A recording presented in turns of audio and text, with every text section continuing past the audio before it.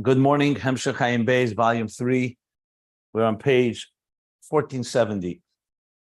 We finished the paragraph on 1470. Briefly, what we learned yesterday inside was the role of Malachim in the context of Shinui and Hispailos.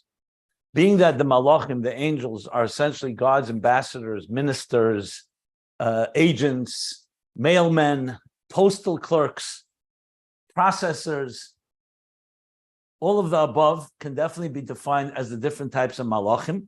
That's what we call the malachi hasharis, ministering angels, or malachi hasholem, peace, the messengers of peace, and so on. And we see also in Chumash, they escorted Yaakov, they protect, they bring messages, they accomplish certain missions that they're given. The malachim throughout Torah. So that we have the malach of Eliyahu Hanavi as a malach who comes to every bris, comes to a seder, whether it's in the context of a malach or it's Eliyahu, whatever. But bottom line is, malachim are essentially part and parcel of the agents that hang around in the cosmic order and play different functions and roles. And he explained essentially two levels of souls. Two levels of malachim. Malachim of Biy'a, that he called the malachim that are Biy'a, that are created from the kelim of Zohar and Malchus of Biy'a.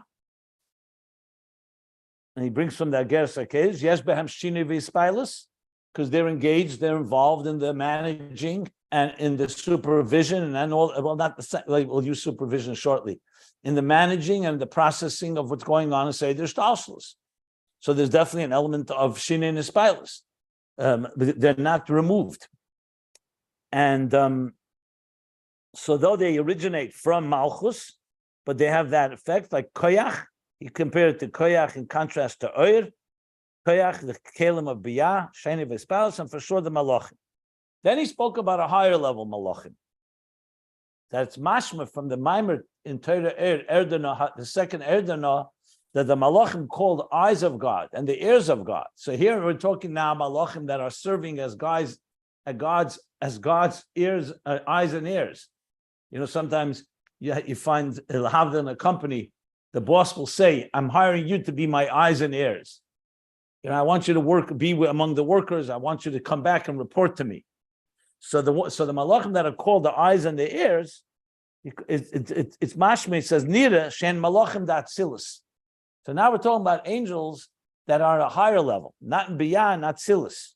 And he brings from Ageres HaKedesh that there's another level of angels that come from the chitzenius hakelim, not of Biy'a, that he saw before the kelim of Zun of Biy'a, but of the 10 spheres of Atzilus that are Lakus, that the gufas hamalachim that Atzilus shem b'chinas yesh are created by that level. And that, he says, is the level that he also talks about in the Maimer, whether it's in the masculine or the feminine, because there's two types of supervisor. One is dechurin, masculine, one is feminine, Zohar and Malchus. So these malachim come from the chitzenius hakelim of Zohar and Malchus of Atzilus.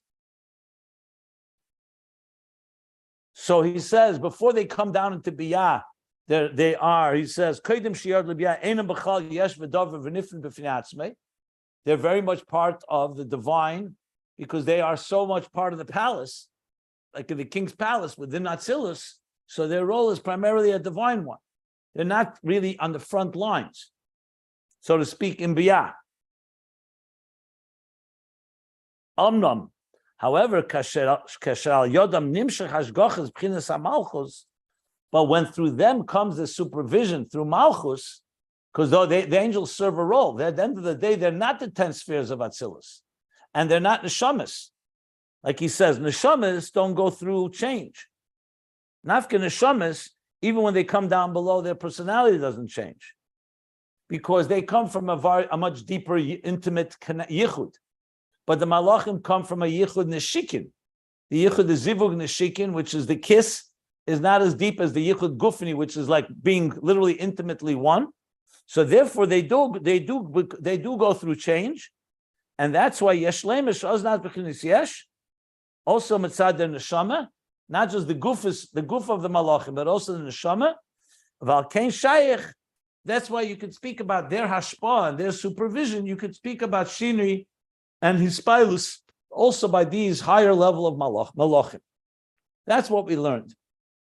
And when you do look back at earlier pages, as I pointed out yesterday, he does speak in several different places about matat being in Atzilus, and as matat, as it goes, it becomes an interface between Atzilus and Biy'a, matat being the supervisor of all the supervisors.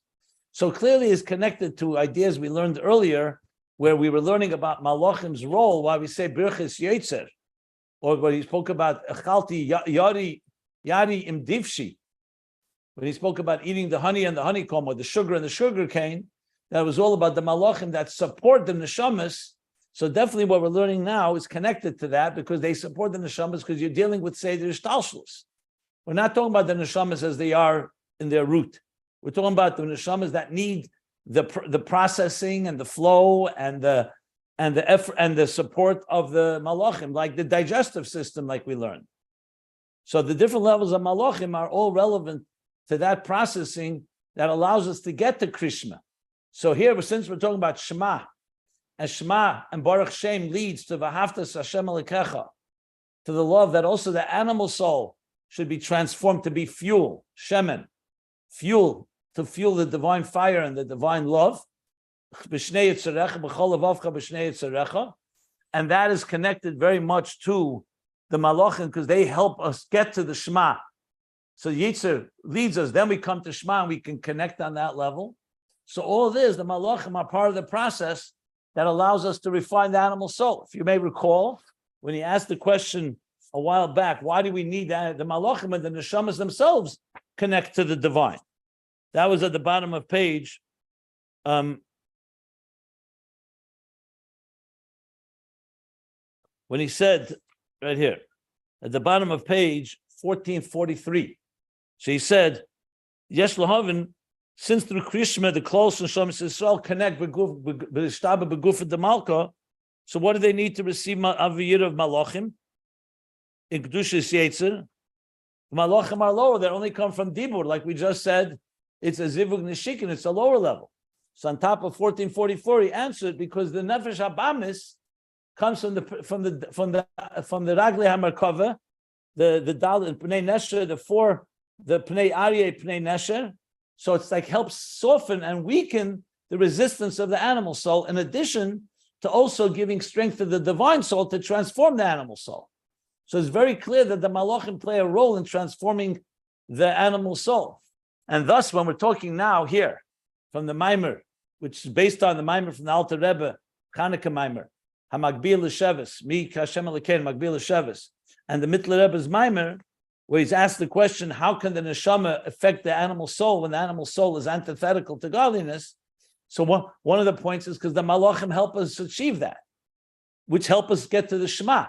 So though the Shema, the yichud that we're learning, is a critical component for the neshama to get to that point of connection and yichud and unity that can affect the animal soul, but it comes with the introduction of the malachim of Yetzer.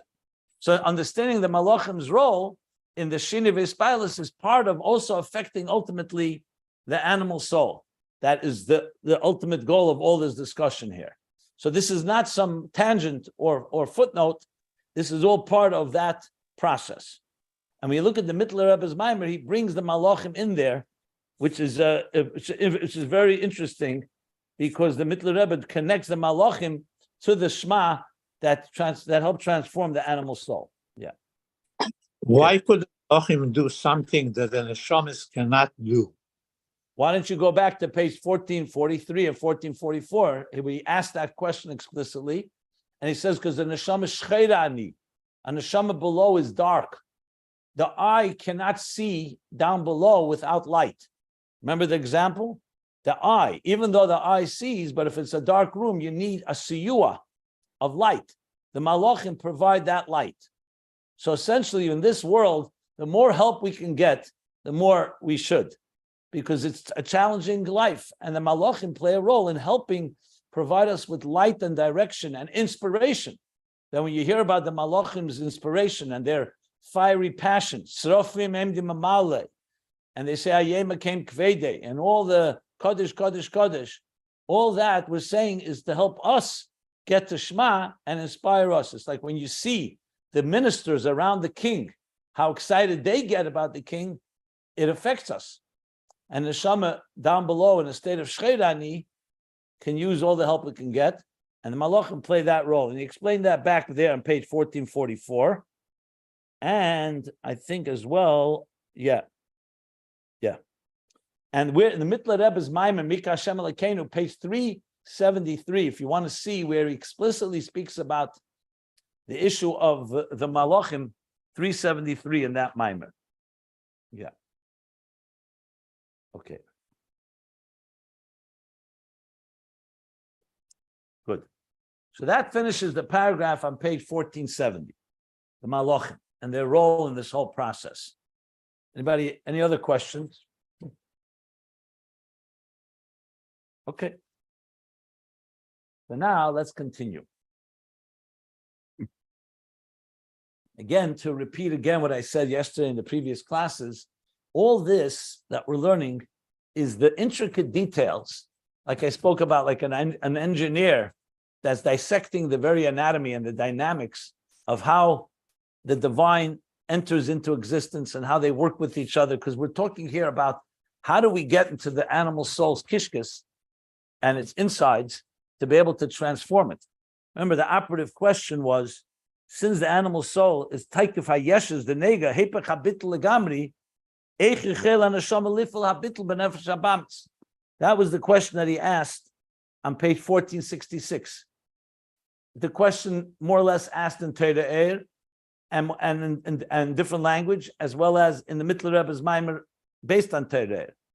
So all this is critical to understand how the existence and godliness and elikus work with each other. Where there's shinui hispilus, where there's no shinui hispilus, yichud ilah, yichud tata. It's all going to come together soon. And then, of course, we're going to need the Mitler Rebbe's Maimer to help us really finish the whole picture, to paint the whole picture. So now he's going to continue speaking now that we've talked about the Malachim. Remember, that followed the two levels of Malchus that comes into Biy'a, where there is Shinui and Hispilus, and Malchus that's it's an Atzilus before the Parsa, which Lamaila Shinui and Hispilus.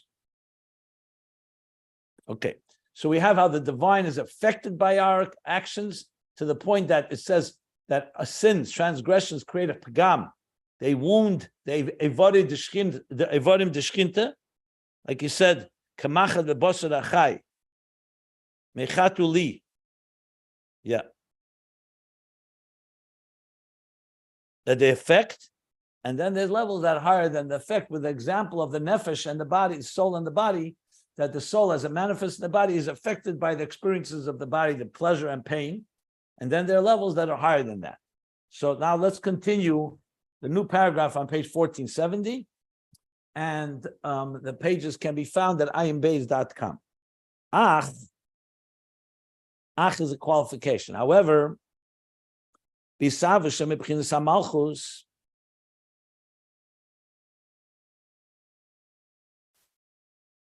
the savas that comes from Malchus, so we know Malchus carries the creative energy of the divine from Atzilus, the 10 spheres of Atzilus.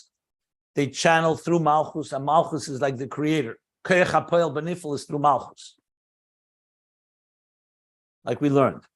We learned there's Malchus before the Parsa, before the partition, and then there's Malchus as it enters into existence. If you recall the previous paragraph, Shomak Malchus Atzilus be'elamis shenikra lekim chayim, b'bchinas begili v'chayis b'teich kol alma b'chinas koyach HaPoel Benifel. So he's now going back to the Savas Mebchinas HaMalchus. And he's going to contrast and say, what about there?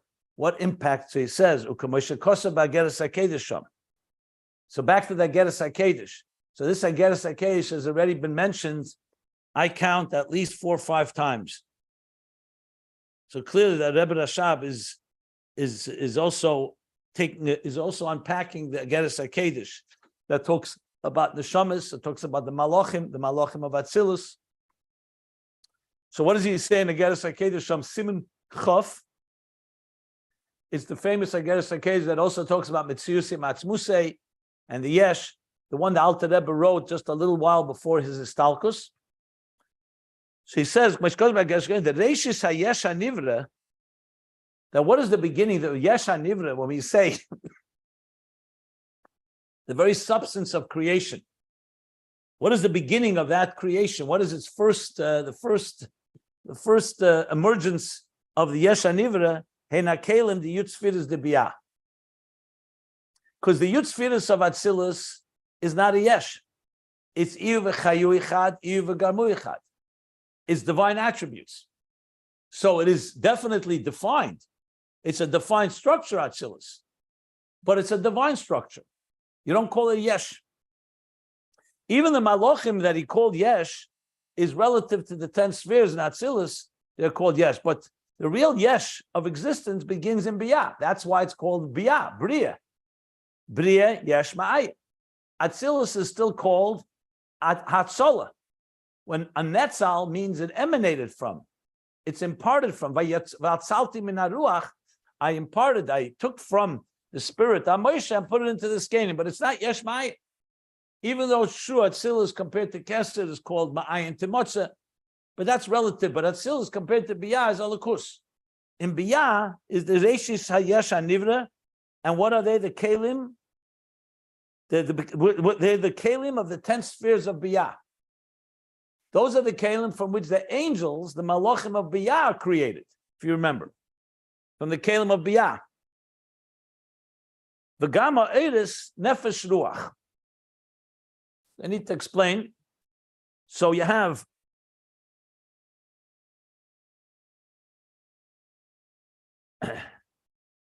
in Biy'a, you have the 10 spheres, the kalim of the 10 spheres, the gamma edis nefesh ruach. So we know in the 4 or 5 levels of soul, there's nefesh ruach, nefesh ruach neshama, chaya yechida. So what he says in Ageres HaKedes, and this is from Eitz Chaim, and just bear it for a moment. It says like this: the 30 kalim of the neshama, or naran, sometimes it says, of Biy'a come from Malchus of Atzilus. But nefesh ruach in Biy'a is lower than the neshama of Biy'a. So what he's saying is the Yesh HaNivra comes from the kalim of the 10 spheres of Biy'a, and also from the oir, the energy not of neshama but of nefesh ruach. So even though nefesh ruach are also levels of soul, that's why they're called oir, but they're lower levels. So essentially, when we're talking about the yesh that's created in Biy'a, it's, even though yes, it's a yesh, but it's still a very refined yesh. It's the beginnings. It's like the beginnings of substance. But like we learned earlier in Ayin Beis, it's called Ilulius Afsharius Hametzias. It's not the yesh that will become a yesh yitzira, and even more so in Asiya, and even more so in this physical material world. But it's the beginning of yesh, beginning of an independent identity. Keep that in mind, independent. In Atzilus, it's a structure, but it's not independent. It's the divine structure. The Ovis and the Shamas of Atzilus, Merkava. They're simply a vehicle for the divine. In Biy'a, you have now a dependent entity, but the dependent entity is bottled to the divine. But it's through an effort. It's a yesh that's bottled. It's like Yechudah Tatoa more, like we learn Bitla Yesh. So that yesh is defined by the kalim of the 10 spheres of Biy'a, and the oiris of nefesh and ruach, the lower levels of soul. So even though nefesh ruach are part of nefesh ruach neshama chay yechida, but essentially nefesh ruach compared to neshama are not kalim, but they're lower level oiris, and all that helps shape the yesh of Biy'a. Because remember, the yesh of Biy'a, think of like a body and a soul. When God took dust from the earth, He took dust, He shaped it into a body. So it's now a body, and a lifeless body, a keli. In that keli, God breathed the breath of life. Now you have a neshama v'guf. You have an and a keli. But the neshama too has levels. We learned earlier, there's the higher levels of neshama are somewhat removed from the body. They're there, but they're transcendent. And then there are levels of the nefesh, that nefesh kisechta, that engage with the body, to the point they engage with the blood within the body, the ruchnius, the gashmius sheberuchnius, that manifests in the ruchnius shebegashmius, that gives life to the body and is even affected by its experiences. So if you talked about the neshama, pure neshama, that's more atzilus. In atzilus, it's somewhat removed. But once it goes into Biy'a, so the oiris, the kalim of Biy'a create the yesh, and the oiris of nefesh ruach are also associated with that yesh because they're engaging with it as well. That's what he's saying here. Oiris nefesh ruach, that's the geras hakedesh. So all of this, who's putting this, who's creating all of this? He says the savusam b'chinas Malchus. That's what he says. The savus of all of this is from Malchus of Atzilus, that's channeling the energy of Atzilus through the Parsa, through the partition, and ultimately create this yesh. The Reishis HaYesh, which is from the Kalim of the 10 spheres of Biy'a, and the Oiris of Nefesh Ruach. So this is all coming from Malchus, Kamoshenim Sheches Al-Yidei Parsa, as Malchus transmits through the partition. It's not the pure light of Atzilus. It's going through a tzimtzum, a partition that's somewhat muting or somewhat diffusing the light. Shebein Atzilus leBiy'a, the partition between Atzilus and Biy'a. So Atzilus is doing this with a tzimtzum, with a partition between Atzilus and Biy'a.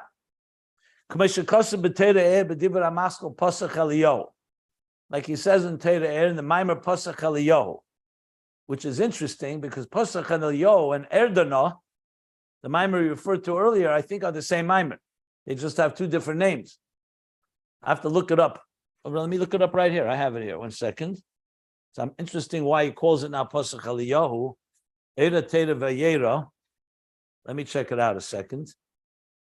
Yeah, it starts Pasach Eliyahu, and he writes Shaykh lePasach Erdana. But he said Erdana HaBeis. So maybe, I got it. Yeah. The first Maimer in Vayera is Pasach Eliyahu, and it says it's Shaykh to the Pasach Erdana. The second Maimer is called Erdana. Interesting. Okay. Yeah. So I guess that's the distinction. That's why he called it Erdana HaBeis. Remember, he mentions in a few lines in the previous paragraph, the second Erdana. Yeah. So those two Maimarim are connected with each other. So now he refers to the first one. What does he say there? The process of how it goes from Malchus of Atzilus through the Parsa creates the yesh of Biy'a. Reishis HaYesh, this is the Kel. So what we have here is that creation of yesh is not just what we usually say, koyach ha'atzmus. Atzmus created a yesh. No, there's a process. The whole Seder Shtalshlus, that there's step-by-step process, just like a teacher, slowly, he distills and he diffuses his ideas as he channels them to a student. So the same thing in creation, it's a process. So of course it's coming from the power of one creator, but the creator is using all these tools in creating. Just like a builder, an architect of a building, there are tools of how you create a building. And this is the part of the process that we're discussing here. Yeah. Can you take a question? Not right this second. Let me just finish a total sentence so it doesn't mean hanging in middle. I'll stop for questions shortly. Let me just see here. Maybe I will stop here. Let's see.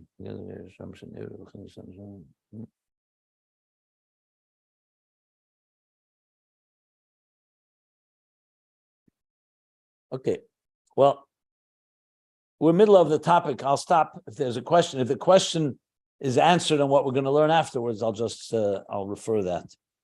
But if it's something that we've discussed till now, yes, go ahead. Okay, thank you. So here, are we talking about real beings, like, for example, animals or plants, for example, that came before creation of man? That's good timing right now. So no, we're not. No? So No. Are these notions of creations, like when the Abishter turned to himself and started thinking about something other than himself? I'm starting to figure out, and I know you say I'm being technical, but I have to try to make this relevant to myself. I don't know what creation this Well, is. let me rephrase the question, and I'll answer it. A different way of putting the question is like this: what exactly happens after Atzilus in the world of Biy'a? And then what happens in the world of Yetzirah? And then what happens in the world of Asiya? And then finally, what happens in Asiya Gashmis HaChumrius, which is the physical world, material world that we're so familiar with, the world that we can tangibly and empirically experience. So there are many ways to explain it, but just briefly, as I've said a number of times, God could create existence like this. Poof. In the blink of an eye, I want the whole world exactly as you see it today. The problem with that is why God didn't do it that way. Number one, he created us with seichel. And he wants us to understand with the seichel that he created that we should understand the process. Not just like a magician. Kol yachol, God can do anything. All he has to say, I want existence, and he has existence. With all the multitudes, he doesn't need time. He doesn't need 6 days of creation, frankly. Check it out. If someone can't create a world, even 6 days won't help them. Someone could create a world, they can create it in 1 second. So why did God create 6 days? Because he wanted to create it with a system and a process so we should understand and relate to him.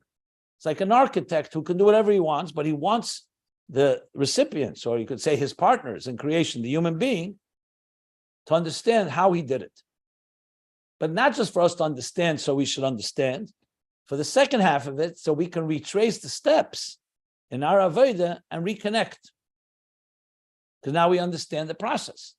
So then when we go from the bottom up, we start from Asiya, and we're to Yetzirah, to Biy'a, to Atzilus, and higher. So essentially, it's considered to be 4 steps. I've given many classes on the topic where I explain in a very balbatish, practical way. The 4 steps is essentially the 4 steps of every business plan, of every architecture, of every composition of music, of every book outline. There's the vision, there's the outline, the skeleton. That's Biy'a. The vision is Atzilus, the unified vision. There's Biy'a, is the skeleton. Yetzirah is you flesh it out, the details, like you make, let's say, in a business plan, you have the outline is the general structure. Then you flesh it out in Yetzirah. And Asiya is the final full dimensional picture, the end of this process. And everything, you see a building going up in the early stages, all you're going to see is a skeleton, a foundation, a skeleton. Then you'll start seeing the room start developing until you have the final product. And of course, these 4 break down even to more levels, but generally 4 steps. There's Atzilus, there's Biy'a, the Klolos, in macrocosm, which starts from before the Tzimtzum and works its way down through Adam Kadman, Akudim Nekudim, or Atik and Arich, and then Biy'a, Atzilus Biy'a Yetzirah of microcosmic, the Proteus. And then you have Biy'a, the Proteus, which is what we usually discuss. Atzilus Biy'a Yetzirah Asiya in this context. For life to be lived to the fullest, for us to fulfill the purpose for which we were created, we need to align Atzilus to Biy'a, to Yetzirah, to Asiya. Asiya down below, the final product, when it's aligned to the divine purpose, and that's by going through these steps, first aligning Asiya to Yetzirah, and Yetzirah to Biy'a, and the Biy'a to Atzilus, then you're creating a Dira B'Tachtenim, a seamless flow from the Achdus Hashem of the vision in Atzilus all the way through these levels. So, briefly, the world of Biy'a, following Atzilus, first we'll talk from the top down, then we'll talk from the bottom up. Top down, it's where the vision starts becoming a tangible reality. Tangible does not necessarily mean physical. Tangible means you can talk about an independent archetype, if you wish. Chesed of Atzilus is a divine arm. It's a divine channel, a divine instrument. Chesed of Biy'a is already an entity called kindness. It's aligned because it's created from Atzilus. So therefore, it can be it's identifies with its source, but you can say it's outside of the actual divine source, outside of the vision. It's already become part of the outline. Yetzirah takes it a next step where it starts getting fleshed out in detail. And then Asiya is when it starts the full final product, what we call chesed, kindness. Then it takes on the final physical shape of water, for example. Same thing, Gvura into fire. And that all physical reality is essentially made up of ingredients. Its DNA is the Asiya, Ruchnius, the Yitzira, and the Biy'a, and the Atzilus within it all. The vision, the you could say the substance without shape, Chaymer, without surah is Biy'a, essentially, Bara, like we learned, Beira Cheshach, Yetzer Yitzira is the shape and form, there's already Gilui, and Asiya is the final product, and then it gets its physical outer garment, the physical outer layer that gives it physicality as we know it in this world. And of course, as you go down, the more concealed it gets. In Atzilus, the vision dominates. That's why it's all united. In Biy'a, the vision is not as clear because the focus is more on the substance. And then it's here even more so, and all the way Asiya. So the concealment is in direct proportion as we go down. From the bottom up, each world plays a role as we climb the ladder from the tip of the iceberg in the physical reality of this world. We come to discover there's a ruchnius inside it, a nefesh. That's like Asiya ruchnius. Then we discover there's a ruach. There's a next level of Yitzira within it. Then we discover even deeper Biy'a, the outline. And then we discover the vision of Atzilus. So when you talk about Atzilus and Biy'a, this is that leap. And that leap is tremendous because what this most important paradigm shift from Atzilus to Biy'a, whether Atzilus the Klolis to Biy'a the Klolis, that's a Tzimtzum Arishin. In Atzilus the Protis and Biy'a the Protis, in microcosm, it's the Parsa. The Parsa accounts for the paradigm shift or the quantum leap from a state of divine unity and vision, which is Atzilus, to beginning to become an independent archetype, if you wish, or independent entity. So this is an overall picture, just in general, of understanding the worlds. And it's worthwhile from time to time to review this, even though, as I would say, it's not necessarily the theme here of Ayin Beis, but I still discussed it because it does help us understand these elements here. So when we speak, like say, Shcheira Ani V'Nava B'nei Yerushalayim, the soul says to the daughters of Yerushalayim, Yerushalayim and Atzilus, the neshamas of Atzilus, Shcheira Ani, as my neshama has traveled from Atzilus through Biy'a, Yitzira Asiya, I've become dark. But V'Nava, like we've learned, beautiful through the thirst and the longing that I've developed down in this world. So are these, he mentions in this sentence, beyond all three lower worlds 4 or 5 times. But are you saying these are He's not discussing, because it's not the theme, because he's not discussing the worlds here. So he talks about it in general terms, Atzilus and Biy'a. So are these concepts or notions that are not actual yeshus? I don't know. By me, yeshus is a concept also. Why really? is yeshus not a concept? What do you mean by concept? Otherness. It's called spiritual entities. You have to understand that it's not just spirit and matter. In spirituality itself, there are many, many infinite levels, and Atzilus is the vision part, and Biy'a is the outline part, is how I just explained it. There are other ways to explain it as well, but this is essentially the evolution of the cosmic order from deeper, it's like speaking of the difference between Ein Sof before the Tzimtzum. Then there's the Kav, then there's Ak, then there's Akudim, Nekudim, Vrudim, Atzilus, Biy'a. All these levels, the same question you can ask. What are they? So they're all spiritual states. Like I give often the example of a child going through pregnancy. So the first stage, you have one cell. The cell then breaks down. One cell is a very ethereal state, a very nebulous state. Then it starts breaking into details. And the cell continues to split until you have a full-blown child of Ramache Varim Shasagidim of a child. So that's one example. Each of them are states. Now there, yes, it's all physical because it's a child, but it's the same idea spiritually that the divine is beyond all structure and all everything. But God created states. So it's essentially, if you really want to understand, you're going to have the avodah of it. You're going to have to look at what spiritual state am I in right now? If you're very materialistic, you want to find something a little more ethereal, something a little more sublime.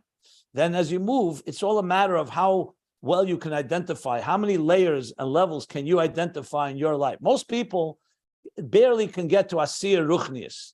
They don't really get to Yitzira or Biy'a, definitely not Atzilus. But technically, every day we say Neshama Shenasata B'Tahirihi. How many times have I said we have to find relative to us the Tahira within us, the Brarasa within us, the Yitzarta, the Nafachta.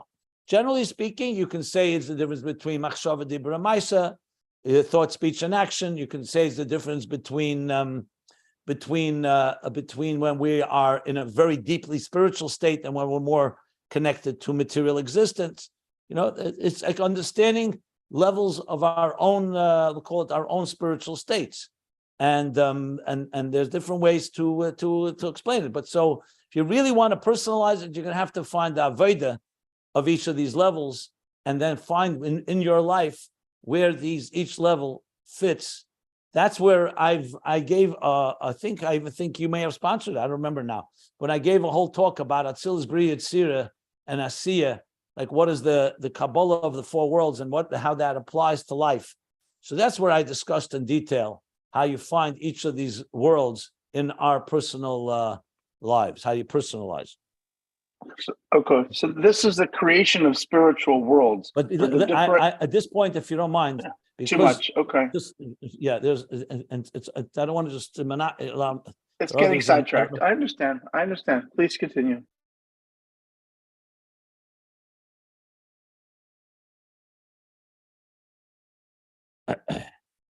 Question is, if we do continue, let me see here.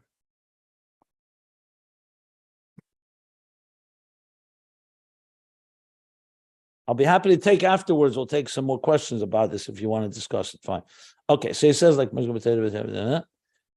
me read the parentheses at least. So he says like this. So fine. So he spoke about Atzilus Biy'a. Good. Ubageres HaKedosham shenivru mibchinas HaNeshomo the Yud Sefiros the Biy'a. Remember we said Nefesh Ruach of Biy'a, of Eris, of Biy'a, now the Neshama. So Nivru.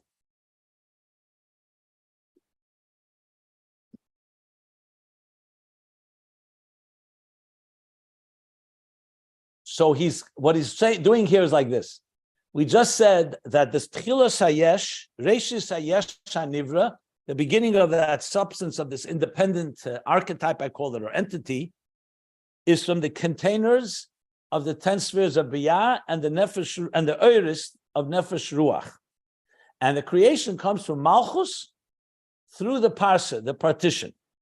He's saying in Geras HaKedesh, he says that it's neither from the Neshama of the 10 spheres of Biy'a, which seems to be, what level is Neshama of the 10 spheres of Biy'a? Is that Malchus of Atzilus, or is it lower? So he says, Nida Mizeh, it appears from that, from when the Geras HaKedesh adds, the B'chinas HaNeshama de Biy'a, that Neshama of the Biy'a, Hu Sheba Yedei HaParsa. That's the level that came through the Parsa. So it originates in Malchus of Atzilus, it goes through the Parsa, and that is the Neshama traveling through the partition, the Neshama Biy'a Sheba, that where did the Neshama Biy'a come from? Through the Parsa as well. That's what he's adding here. I would need to look in that Geras HaKedesh to see what he really wants to emphasize. My take on it is, why is he adding this? Why do we need to know this? Because he again wants to literally break down every detailed level of what exactly, where the Yesh comes from. So now he's saying that the Neshama of Biy'a, which is higher than Nefesh Ruach of Biy'a, is essentially the energy that results from Malchus going through the Parsa. That's what he's saying here. So against the Neshama then will then in turn infuse the 10 spheres, the Kelim of the 10 spheres, and the Nefesh Ruach, and that will become the beginning of the Yesh. So this probably is going to be relevant to what we learned earlier, which part of the Nefesh is affected by the body. So I'll get back to this parentheses. I think there's some more depth here than we may initially see, but I want to see how he's going to develop this further. But that's what he said in the parentheses, regardless, the technical sentence. Okay. And then he says what? V'chein, kol hanivroyim v'hanetzim v'hanasim. He said that expression earlier too. That all the nivroyim, that's Biy'a, netzim, those that were shaped, that's Yitzira. V'nasim, that's Asiya. She's talking about the three levels of Biy'a, Yitzira, Asiya. Shehisavusam, their creation. He, mibchina zun de Biy'a, they come from Zah and Malchus of Biy'a. Like he said also, if you look at the fourth line, from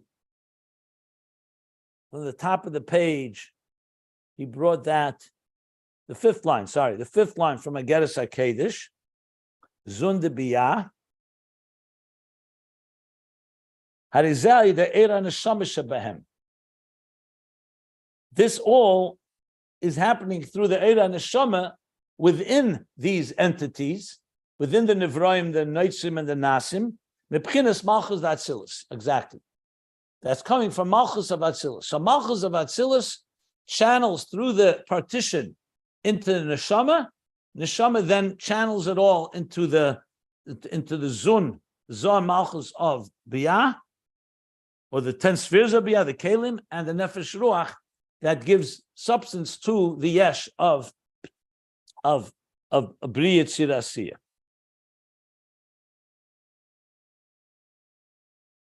Yeah. V'ayim asher b'likuta teira dibra maschel ma yofa pamayich. Says to look in the Kuta Teira Shir Hashirim. Ma yofa pamayich is a mimer that we already referred to earlier, where he talks about how beautiful are your steps. He talks about the nal. The nal is the shoe or the sandal that also serves as a mamutza, as a interface, as a garment that allows the Sham Nira in L'Kutei Teira appears the Etzam Eisavus in Mebchinas HaMalchus. There it appears that the Eisavus is associated straight to Malchus. Here in Ageres HaKedesh it seems Malchus going through Neshama, but now he's associating it straight to Malchus. What you're seeing here is he's bringing different sources of where's the Eisavus travel through, which levels. We know it originates in Malchus. The question is how many other steps till it actually becomes that yesh, that reshis yesh in Biy'a. So from the Kuta Teira, he says mashma that the Eisavus is himabchinas hamalchus. Now, what's he qualifying? We said till now it's from Malchus, but clearly it sounds like it's straight from Malchus with less of these interfaces. That's what it sounds like, but I have to look it up. But he's definitely comparing notes here of these different sources. So far we've talked about the Ageres HaKedesh, the Teira Eir, and now L'Kutei Teira. But the Rebbe Rashab is analyzing it based on these different sources. Now, let's see here. Should I continue? So if this is the case, I will continue. One more line.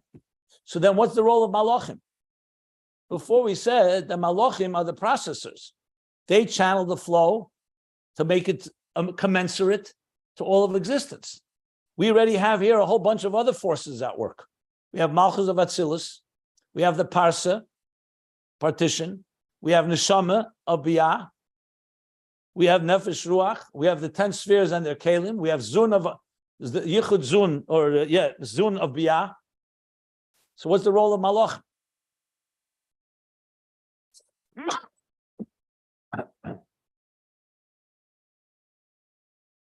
So he adds, the truth is you probably can guess the answer because earlier he said what it was. If you remember the intestines, the gut. So, but he qualifies. The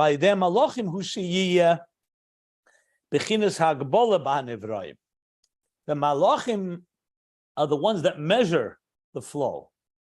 They measure it that it should be ba'agbola. The koyach of Malchus through Neshama, what we're learning is the very creative energy. But once you have the creative energy that's coming from the king, from Malchus, the malachim are the ones that take that energy and they measure it. Literally, like we spoke about the digestive system. What does the gut do? It breaks down the food into nutrients and fits it all to the right places so it should sustain the body.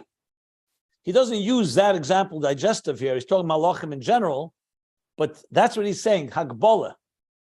Their role is to like measure and bring the right part. It's like, let's say the king would send a gift, a blessing to a city, and then he appoints a magistrate. He appoints an administrator who takes that gift and allocates it to each of the citizens of that city.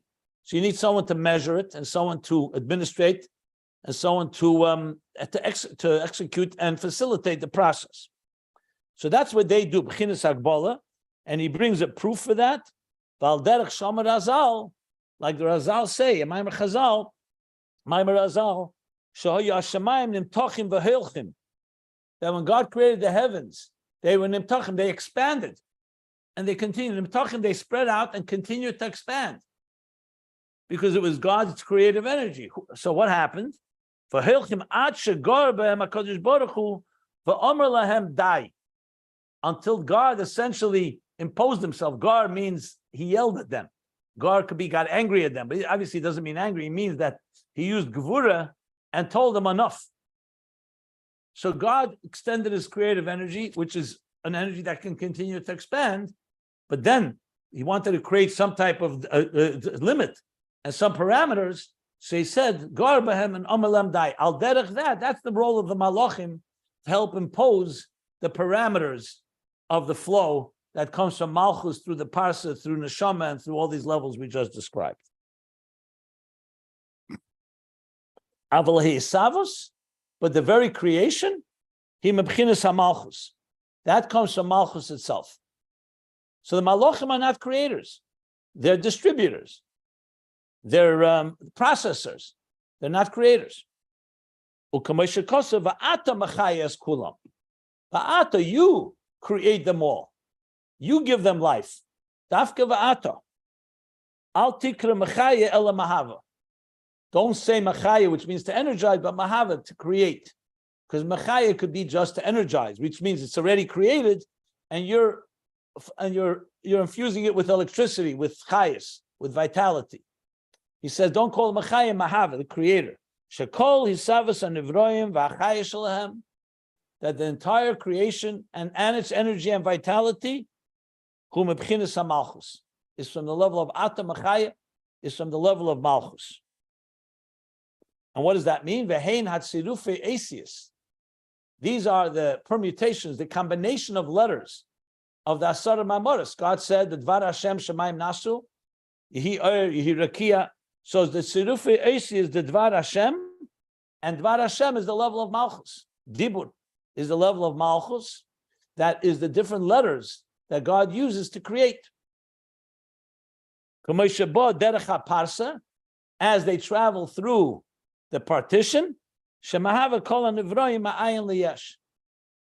that creates everything from a state of ayin, of divinity, to a completely new reality called a yesh.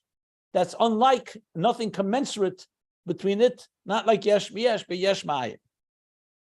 And the angels are the ones that implement these parameters that are embedded in the creative energy.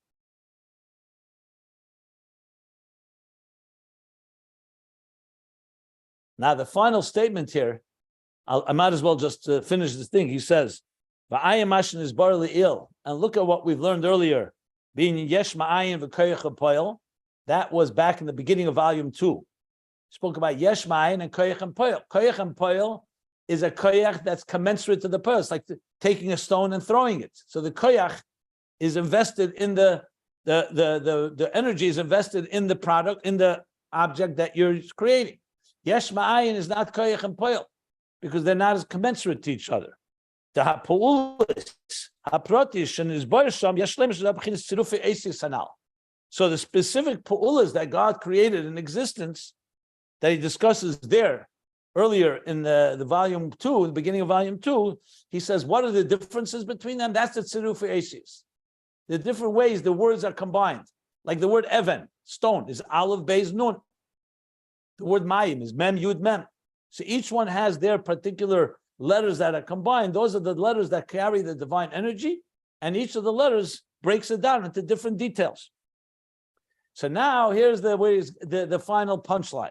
Hine gam bezeh, Also in this Koyach HaYisavos, Lo yesh shini v'yispailas be'inyan HaYisavos. There's no shini in Hispailas.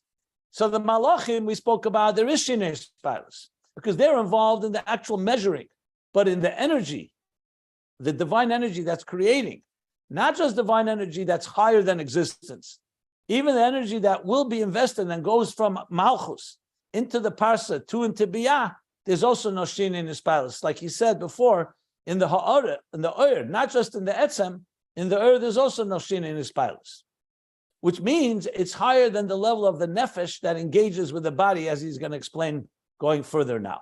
So he's going to tie it all together, and we're going to bring it all back to understanding how the divine interacts with existence. So here we see the divine is interacting, is creating, but still remains somewhat apart. There's no shini Hispailas in this level that he's calling the level of Koyach HaYisavos through Malchus. Even Malchus as it comes after the Parsa, sounds like to me, which is interesting because if I recall earlier, he said Malchus after the Parsa does have a shini in Hispailas. Okay, well, you know what? We'll figure it out as we learn on. So I went a little further, and we'll stop here. Here we will stop. But it's fascinating stuff, and yeah. So I'm going to stop here after that. But after the word Biy'a Savos, 7 lines from the bottom of page 1470. Any questions?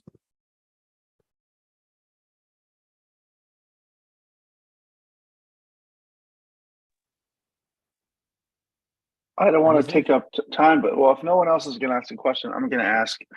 So to summarize here, the Rebbe Shab laid out essentially a building project, if you will. He explained the creation of spiritual energies, if you will, of Biy'a, and he talks about how the Malachim are composed from that, I guess, and the Malachim are essentially like the builders, if you will, in a sense. They're like the carpenters and the plumbers that actually implement God's design to then create what I can relate to, if you will, in the lowest of worlds. But before that happens, he has to set up a whole, I don't like a supply line, like for a military. Like you have to create these energies that are capable of fitting into kalim that are smaller and kalim that are smaller, and then worker bees like malachim that can actually put the light into the kalim.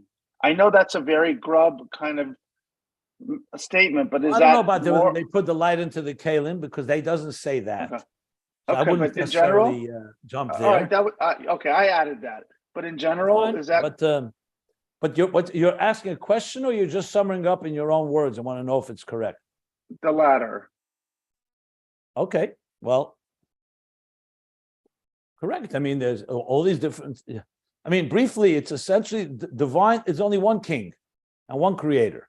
But as I said before at length, the creator wants a process. He made a process, so he's creating a whole system of how you get from, let's call the main water line all the way to all the way to the water in your faucet. And there are many checks and balances and many gauges and many monitors and many springs and parts that are and valves to determine how much energy. Look at the human body. Look at the human body. Look, as digestion is a good example. You don't just put food in your mouth and it's finished. It's a whole process. That process was created by God. So yeah. So this is a system of creation, if you will. Well, he's not really going through everything. Here, his goal is, remember, let's not forget, and we should keep in mind the bigger picture is here. He wants to ultimately understand how the Nefesh Habamis came to be, and how the Nefesh Habamis, if you really explain to it all these pieces, the Nefesh Habamis could be, you could win it over to become acclimated and to become an ally, that the shemen of it should fuel the divine soul. I mean, that's like the ultimate goal here. But in doing so, we need to understand the dynamics between how do you reconcile existence and a divine energy without compromising one or the other.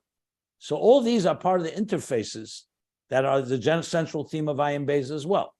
But yeah, it's a whole narrative that's developing here. But he's going to go back. Remember, this comes down to how much shinui and hispilus. In other words, how much engagement is there between the energy and the thing it's energizing, and the different levels in that. I think it'll all be far clearer understood when we finally see how he ties it all together and brings it home. But that's I see. where, So, okay, it's a system of creation with a focus, though, on the spiritual energy, because the ultimate focus is on the nefesh habahama. So ultimately, it's about the souls. It's not about the physical stuff. It's about the nefesh habahama. So I may have gone too far in summarizing. listen, you can find examples in the physical world for all these levels. That's a given. But he's talking here more than just the physical world. He's talking about the process all the way from the highest levels of Atzilus all the way down. So yes, it's look, we have this going on in our lives all the time. I gave an example. I mentioned thought, speech, and action. Thought, speech, and action, would you call that physical? Thought you could say is somewhat, I don't want to call it spiritual, but it's not as tangible as action. And yet we see from a completely super conscious state in the human mind that none of us are really aware of, could evolve to consciousness. Consciousness evolves to a thought. Thought will evolve to a words, and words will evolve into action that you can write a book or you can create something or build something. So you see this going on within our lives all the time. That's something from our, let's call it our spirit, where it doesn't yet have any tangible form, begins to take on shape and form as it develops. If you want some examples, there are many examples for this. It's really examples of anything. And whenever you talk about spirituality, interacting with the material, you're going through, it's not one leap. It's not from spirit to matter. It's not soul to body. In the soul itself, there are plenty of levels. And same thing in the spirit, there are plenty of levels. I mean, whether it's 5 levels of nefesh, ruach, neshama, chai, yechida, or asiya, yitzira, biy'a, atzilus, and elamis ein sof, that's all part of it, yeah. Well, that last part was very helpful. Thank you. That mashal was really helped me understand what he's saying here. Thank you. Okay, so unless there are more questions, I'm going to stop the recording here. As I said, 7 lines from the bottom of page 1470. Okay.